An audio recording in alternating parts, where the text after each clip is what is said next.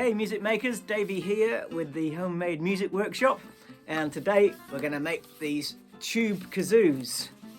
Alright, they're really simple to make and you can irritate your family all day long with these ones. So you're only going to need a few things, so check this out. Okay, so let me tell you what you're going to need to make one of these. Alright, you're going to need some cardboard. This is just kind of regular cardboard from a cereal packet, something like that. And you're going to need some sellotape, a rubber band, some scissors, a ruler and a pen, and some of the baking paper that we had in one of the previous videos. Alright, so this is very easy to make, and I'll show you a few little tips and tricks. Okay, so I've got my cardboard here, and what I'm going to need to do is make a tube. Now, the size of the tube really is up to you, but what I'm going to suggest, roughly, okay, we'll start here and then you can experiment with other ones. All right, if we look at this bit here, this is, what's that, about 12 centimeters long, so that's a good length, okay? And then we need to go wide. We're going to go around about 12 centimeters as well, okay? So we're going to make it kind of a square, all right? So we'll draw that line there. And we'll cut it out. Okay, here we go.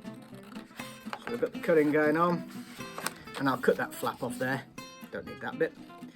Right, so now we need to turn this into a tube. All right, so let me show you. This is I'll show you all my best tricks on this stuff. Are you ready? Get your ruler and pull it up like that. Get your ruler, pull it up like that, and now it's gone bendy like this. All right, so now I'm going to turn that into a tube. There we go. Pretty simple, eh? So now my next tip is we're going to put some sticky tape on this. It's good if you do one end like this and then do the other end like this, so then it stays together like that. But what we need to do now is put sellotape down this seam, okay, down here, because we need to make it airtight. Okay, so we're going to get another piece of sellotape down there, down the seam. Okay, perfect. Look at that. Okay, so that's the body of it. Now, the next thing we're going to do is get a little bit of this baking paper. Okay, and it's best to use baking paper rather than normal paper because this has got that kind of waxy finish and it'll last a lot longer. Okay, so we're going to cut a square of that. Now, again, it doesn't need to be, you can, you know, kind of what's called guesstimate how long it needs to be, but it needs to be big enough to go over the top with enough on here that we can wrap a rubber band around it. Okay, so I think that was probably about 10 centimeters square roughly. So now I've got my rubber band, I do my patented twisty turny twisty thing around there, and that's it. Okay, so the secret to this is in the playing, not the making. Okay, now as we can see, it's really easy to make, but it takes a little bit more time to learn how to play it, and this is what you've got to kind of spend a bit of time doing. So the idea is we're going to make air go down here and we're going to make it vibrate the paper at the end. Now, if you just stick this in your mouth and blow it, it doesn't work.